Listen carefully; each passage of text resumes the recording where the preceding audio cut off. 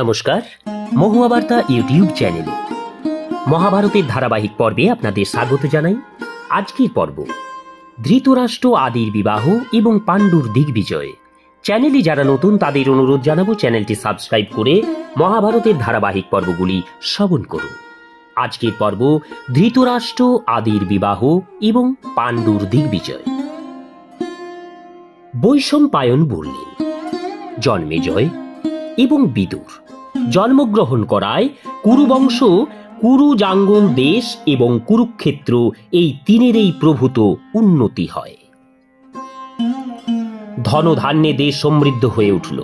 সময় মতো ঋতু পরিবর্তন হতো, বৃক্ষাদি ফলে ফুলে ভরে থাকত, পশুপক্ষীও সুখে বসবাস করত। নগরে ব্যবসায়ী, কারিগর এবং বিদ্বানদের সংখ্যা বৃদ্ধি পেল। সাধু সন্তেরা সুখী হলেন, চোর ডাকাতের ভয় থাকল না, পাপকর্ম কমে গিয়েছিল। শুধু রাজধানীতেই নয়, সারা দেশেই যেন সত্যযুগ ফিরে এসেছিল। কৃপণ ব্যক্তি বা বিধবা স্ত্রীলোক নজরে পড়ত না। ব্রাহ্মণদের গৃহে সর্বদা পূজা অর্চনা হতো। ভীষ্ম অত্যন্ত আন্তরিকতার সঙ্গে ধর্ম রক্ষা করতেন। সেই সময় সর্বদাই ধর্মের শাসন ছিল। ধৃতরাষ্ট্র, পাণ্ডু এবং বিদুরের কার্যে পুরবাসীরা অত্যন্ত আনন্দিত ছিলেন। ভীষ্ম সযত্নে রাজকুমারদের রক্ষা এবং পালন পোষণ করতেন। সকলেই নিজ নিজ অধিকার অনুসারে অস্ত্রবিদ্যা এবং শাস্ত্রজ্ঞান লাভ করেন। সকলেই গজশিক্ষা এবং নীতিশাস্ত্র অধ্যয়ন করেন। ইতিহাস, পুরাণ এবং অন্যান্য নানা বিদ্যায় তারা পারদর্শী ছিলেন।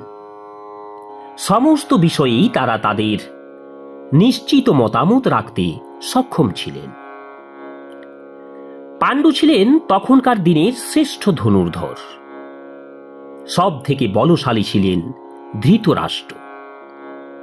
ত্রিলোকে বিদুরের সমকক্ষ ধর্মজ্ঞ, ধর্মপরায়ণ ব্যক্তি আর কেউই ছিলেন না। সেই সময় সকলেই বলতেন যে বীর প্রসবিনী মাতাদের মধ্যে শ্রেষ্ঠ হলেন কাশী নরেশের কন্যাগণ। দেশের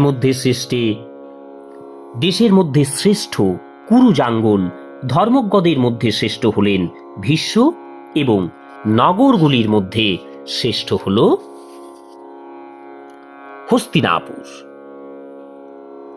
ধৃতরাষ্ট্র ছিলেন জন্মান্ধ, বিদুর ছিলেন দাসীপুত্র।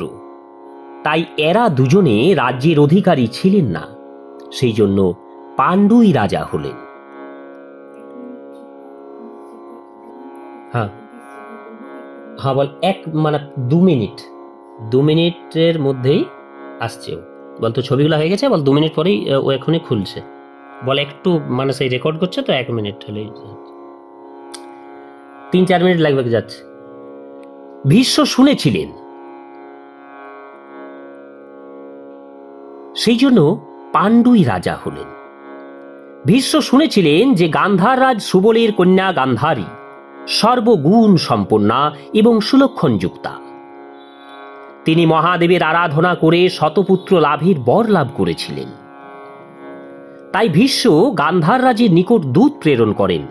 প্রথমে সুবল অন্ধ ধৃতরাষ্ট্রের সঙ্গে কন্যার বিবাহ দিতে রাজি ছিলেন না, কিন্তু পরে নানা দিক বিচার বিবেচনা করে ধৃতরাষ্ট্রের কুল, শীল, সদাচার দেখে তিনি বিবাহ দিতে স্বীকৃত হন।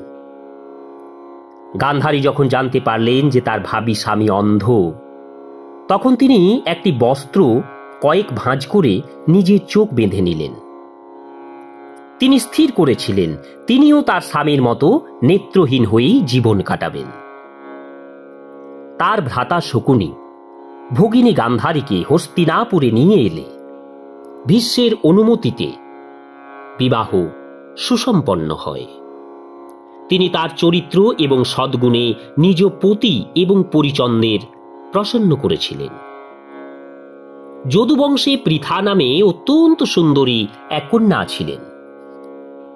বাসুদেব হলেন তার ভ্রাতা, সুরসেন তার পিসিমার ছেলে। তিনি কুন্তিভোজকে তার কন্যা পৃথাকে দত্তক দিয়েছিলেন। কুন্তিভোজের ধর্মকন্যা পৃথা কুন্তি নামে পরিচিত হলেন। তিনি অত্যন্ত সাত্ত্বিক, সুন্দরী এবং সর্বগুণ সম্পন্না ছিলেন। অনেক রাজাই তাকে বিবাহ করতে ইচ্ছুক ছিলেন, তাই কুন্তিভোজ স্বয়ম্বর সভার আয়োজন করলেন। স্বয়ম্বর সভায় কুন্তি বীরবর পাণ্ডুকে বরণ করলেন। রাজা পাণ্ডু বহু মূল্যবান সামগ্রী সহ নববধূ কুন্তিকে নিয়ে হস্তিনাপুরে ফিরে এলেন। মহাত্মা ভীষ্ম পাণ্ডুর আর একটি বিবাহ দেওয়ার সিদ্ধান্ত নিলেন। সেই জন্য তিনি ব্রাহ্মণ, ঋষি, মুনি এবং চতুরঙ্গ সেনা নিয়ে মদ্র রাজার রাজধানীতে গেলেন। মাদ্রীর ভ্রাতা শল্য ভীষ্মের কথায় প্রসন্ন হয়ে মাদ্রীর সঙ্গে পাণ্ডুর বিবাহ দিলেন। পাণ্ডু দুই স্ত্রীকে নিয়ে আনন্দে রাজ্য পরিচালনা করতে লাগলেন। কিছুদিন পর রাজা পাণ্ডু দিগ্বিজয়ের কথা ভাবলেন। তিনি ভীষ্ম, জ্যেষ্ঠ ভ্রাতা ধৃতরাষ্ট্র এবং শ্রেষ্ঠ কুরুবংশীয়দের প্রণাম করে আশীর্বাদ নিয়ে চতুরঙ্গ সেনাসহ দিগ্বিজয়ে বার হলেন। ব্রাহ্মণেরা মঙ্গল পাঠ করে আশীর্বাদ করলেন। পাণ্ডু সর্বপ্রথম তার শত্রু দশার্ণ রাজাকে আক্রমণ করলেন এবং জয়লাভও করলেন। তারপর রাজগৃহে গিয়ে প্রসিদ্ধ বীর মগধ রাজাকে বধ করলেন। সেখানে বহু ধন, রত্ন, যানবাহন ইত্যাদি আহরণ করে তিনি বিদেহরাজকে আক্রমণ করে তাকে পরাস্ত করেন। এরপরে কাশী, পুণ্ড্র ইত্যাদি জয় করে বিজয় পতাকা অব্যাহত রাখেন। বহু রাজা তার বশ্যতা স্বীকার করেন। সকল পরাজিত রাজাই তাকে পৃথিবীর সম্রাট রূপে স্বীকার করে নেন এবং মণি, মাণিক্য, সোনা, রূপা, অশ্ব, রথাদি উপঢৌকন রূপে প্রদানও করেন। পাণ্ডু সেই সব ধন সম্পদ উপহার স্বরূপ পেয়ে রাজধানী হস্তিনাপুরে ফিরে এলেন। পাণ্ডুকে সুস্থ শরীরে রাজ্যে ফিরতে দেখে ভীষ্মের দু চোখে আনন্দাশ্রু দেখা দিল। পাণ্ডু তার আহরিত সমস্ত ধন সম্পদ ভীষ্ম এবং সত্যবতীকে উপহার দিলেন। ভীষ্ম রাজা দেবকের কাছ থেকে তার এক সুন্দরী দাসী পুত্রী এনে পরম জ্ঞানী বিদুরের সঙ্গে বিবাহ দিলেন। তার গর্ভে বিদুরের ন্যায় কয়েকজন গুণবান পুত্র জন্মগ্রহণ করেন। নমস্কার, আজকের পর্ব এখানেই শেষ করছি। আগামী পর্বে ধৃতরাষ্ট্রের পুত্রাদির জন্ম এবং তাদের নাম। চ্যানেলে যারা নতুন তাদের অনুরোধ জানাবো মহাভারতের ধারাবাহিক পর্বগুলির শ্রবণের জন্য চ্যানেলটি সাবস্ক্রাইব করে